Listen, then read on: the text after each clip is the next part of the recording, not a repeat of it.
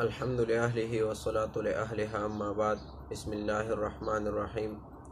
یو ملګري تپوس کړی چې یو کس د ماسخوتن مونځ وکړو او بیا چې دی نو د ماسخوتن سنت یې وکړو او په سنتو پسې ویتر هم وکړو، نو آیا دی د ویترو نه بعد چې دی اوس تراویح کولی شي او که نه؟ او که تراویح کولی شي نو چې تراویح وکړي نو په تراویح پسې به بیا چې دی نو ویتر کوي او که نه، او دا ویتر به بیا دوباره د امام سره کوي او که ځان له به جدا کوي؟ جواب داسې دی چې او په داسې صورت کې تراویح کولی شي چې ویتر یې کړي دي نو د هغې نه وروسته هم د امام سره تراویح کولی شي، او چې تراویح وکړي نو دوباره ویترو کولو ته یې څه ضرورت پاتې نه شو، دوباره ویتر کول په هغه باندې نشته او ویتر کول پې لازم نه دي، نه پې ځان کول لازم دي او نه د امام سره. دواړو حالاتو کې پې ویتر کول نشته او تراویح کولی شي.